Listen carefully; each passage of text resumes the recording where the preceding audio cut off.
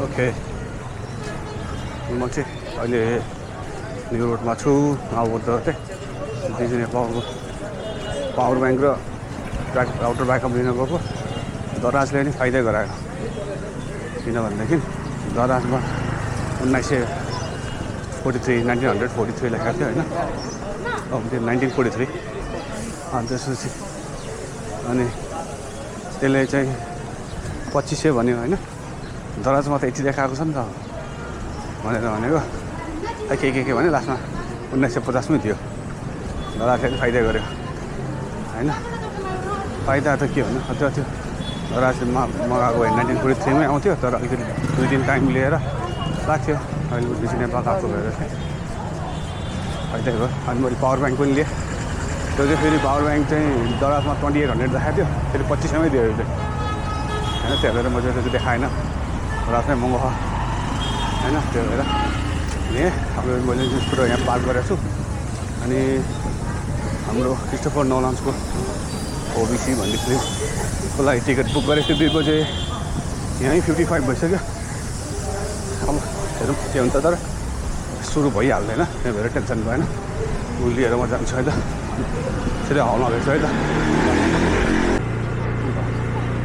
Odissi movie हेरेर आयो हेर्ने बित्तिकै भिडियो बनाउनु पर्ने थियो अघि भर्खर हेरेर आएको हो तर ब्याट्री सिद्धेर मोबाइलमा होइन बोल्न पाएन अहिले हल्का ब्याट्री अपडेट गरेर रिचार्ज गरेर बोल्दैछु होइन ओडिसी मुभी चाहिँ बेसिकली ग्रिक स्टोरीबाट लिएको हो रहेछ होइन जुन चाहिँ मैले स्टार्ट गरेको थिएँ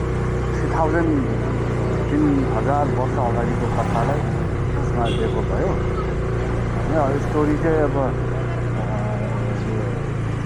3 घन्टा लगभग 3 घन्टाको छ होइन अनि रमाइलो पनि हुन्छ बिचमा बोरिङ टाइप पनि हुन्छ कुराकानी बढी भेटेर होइन अब स्टोरी चाहिँ कस्तो छ भनेदेखि एउटा हुन्छ अब महारानीहरूको नामसाम त मैले याद गरेन होइन तर एउटा महारानी हुन्छ धेरै नै राम्रो महारानी सुन्दर महारानी उसको बे हुन्छ अनि अर्को एउटा अम्पायरले चाहिँ लिएर लगिन्छ अनि उसलाई फिर्ता लिन जानु पऱ्यो फिर्ता लिन जाँदाखेरि चाहिँ त्यसपछि हाम्रो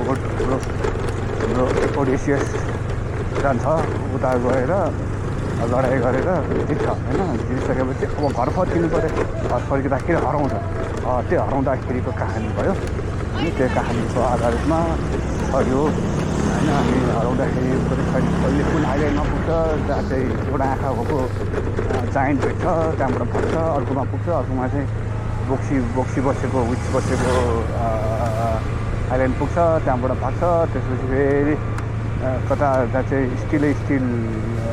स्टिलको बुलाएको होइन सुरक्षा कवच लगाएको भनौँ न होइन आर्म्स लगाएको मोन्स्टरहरू भेट्छन् त्यहाँबाट पनि भाग्छ त्यही स्टोरीहरू छ अनि बल्ल बल्ल आफ्नो ठाउँमा पुगेर अनि लडाइँ गरेर जित्छ अनि त्यो दौरानमा बिचमा चाहिँ हाम्रो स्पाइडरम्यान छ नि होइन स्पाइडरम्यान टम हल्यान्ड ऊ चाहिँ छोरा भयो ओडिसी त उसले उसलाई खोज्न जाँदाखेरि अनि कस्तो कथाहरू सुन्छ अनि एउटा कुरा चाहिँ के बुझ्यो भने जुन ट्रोजन हर्स भनेर हामीले जुन चाहिँ बुक पढ्छौँ नि मार्भल र चाहिँ जुन चाहिँ भाइरस हो नि त्यो त ग्रिक वर्ड त्यही ट्रोजन हर्स चाहिँ बाट लिएको पो रहेछ मैले अहिले पो रियलाइज गरेको छ्या अरे यस्तो बढेर किन लिएको रहेछ भनेर यादै नगरेको यहाँ पनि त्यही हुन्छ जब त्यो कति वर्षसम्म 2-3 वर्षसम्म लडाइँ गर्दाखेरि भित्र जानै सक्दैन त्यो अम्पायरभित्र होइन होइन अनि त्यसपछि ट्रोजन हर्स हुन्छ होइन अनि त्यो हर्सभित्र नै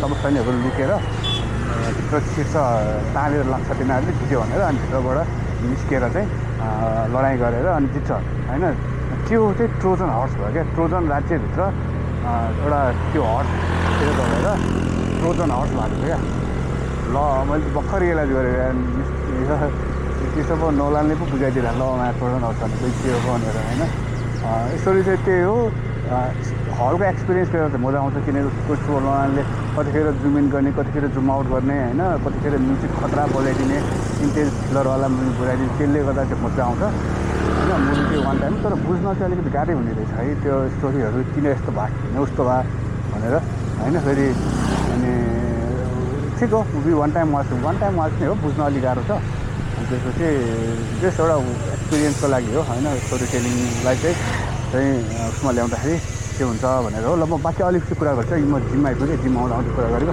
फर्किँदाखेरि बाँकी कुरा गर्छु है त।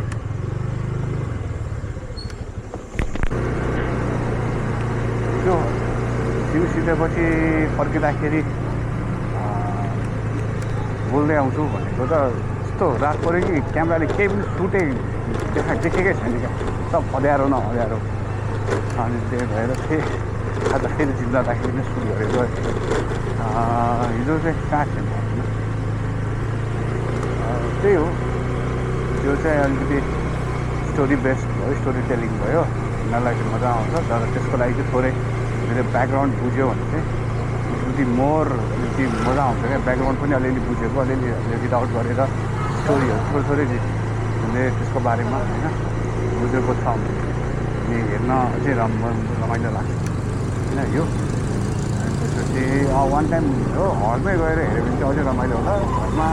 घरमा पछि आएर हेर्छु भन्नु भने चाहिँ रमाइलो हुन्न, हलमै रमाइलो हुने भयो होइन, त्यही हो।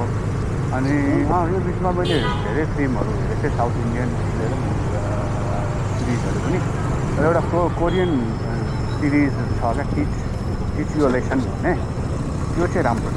त्यो चाहिँ मलाई किन राम्रो लाग्यो भने त्यो चाहिँ एउटा स्टुडेन्ट र टिचरको रिलेसन हो। स्टुडेन्टले टिचरलाई कस्तो दुःख दिन्छ होइन, अनि त्यसपछि टिचरहरू नै फटा हुन्छ काहीँ चाहिँ टिचरको प्यारेन्ट्सहरूले टिचरहरूलाई दुःख दिने होइन, त्यो छ। अनि 10 एपिसोड छ क्या हो, अनि 50 मिनट्सको आसपास छ।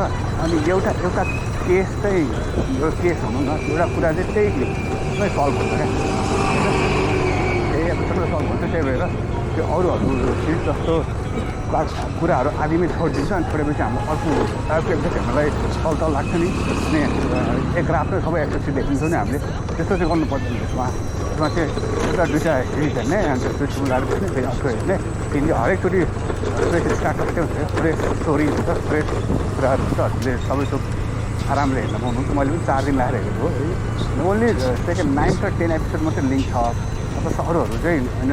लिङ्क भनेको मतलब चाहिँ ऊ चाहिँ अब एउटै हो, क्यारेक्टरहरू एउटै हो, तर स्टोरी चाहिँ होइन, केस सल्भ गर्ने चाहिँ फरक केसहरू हुन्छ। त्यही भएर रमाइलो लाग्छ हेर्नुलाई होइन, कसरी सल्भ गर्दो रहेछ, मिस्ट्री टाइपको, थ्रिलर टाइपको होइन। र मलाई त्यो टिचियो लेसन हेर्दा हुन्छ। पर फेरि त्यही हो। अब मैले बिचमा अरू मुभिजहरू पनि हेरेको थिएँ होइन, तर त्यस्तो रिकमेन्ड गर्ने टाइपको थिएन। त्यही भएर मैले के पनि भनिनँ, सुट चाहिँ गरेको छ, तर मैले पब्लिस चाहिँ गरिनँ होइन, अपलोड चाहिँ गरिनँ किनभनेदेखि त्यो त्यति आफूलाई पनि मन नलागेर चाहिँ होइन, कुरा गर्नै मन नलाग्ने टाइपको भएर अब एडिट गर्दै बस्नु मन हुन्छ। अनि त्यो भएर केही पनि नगरेको। अनि यसमा चाहिँ अब ओडिटी एउटा अमस्ट टाइपको भयो। अनि अर्को चाहिँ टिचियो लेसन भयो, त्यो मैले रिकमेन्डै गरेर हेर्नु है भनेर त्यही भएर हो। बाँकी ल ठिकै छ, अब केही पनि त्यस्तो छैन। त्यही मुभी हेर्छु, अब रेगुलर हुन चाहिँ सकेको छैन, यस्तै कारणले रेगुलर नभए अब मुभी हेरिन्छ तर एक्सप्लेन गर्ने पनि लाग्दैन। अब त्यो त बाहिर कहीँ घुम्न पनि गएको थिएँ, त्यही भएर पनि हो। ठिकै हो। अब के कस्तो छ अब जसलाई भन्नुको लागि चाहिँ भन्न सक्नुहुन्छ, तर खासै त मेरोमा कमेन्ट आउँदैन, के पनि आउँदैन, भिडियो आउँदैन, कमेन्टको कुरा चाँडै जाओस् होइन। अब त्यो कसैले हेरेर भनाउनु लाग्छ भने भन्नुहोस् न मलाई होइन, कि हजुरलाई जिमको भिडियो चाहिन्छ भने एक्सर्साइजको भिडियो चाहिन्छ भने भन्दा हुन्छ। म एक्सर्साइजको बारेमा पनि क्यान एक्सप्लेन होइन। अब त्यही हो। अब भन्नु भने चाहिँ आइम भेजिटेरियन है, आम फुल भेजिटेरियन भएर पनि एक्सर्साइज गर्छु मैले। अनि how I maintain, how started होइन, सबै कुराहरू आई क्यान एक्सप्लेन प्र्याक्टिकल वेमै एक्सप्लेन गर्न सक्छु। किनकि म आफै पढेरै होइन, आर्टिस्टिक बडी बिल्डिङको बारेमा पढेरै आफ्नो लागु गरेर भन्नु होइन, त्यही हो। ल अब जिम आउनु लाग्यो, ल अब सिउ गाइज है, अब जे पनि छ म हजुरलाई पोस्ट गर्दै गरौँ न है। ल बाई बाई।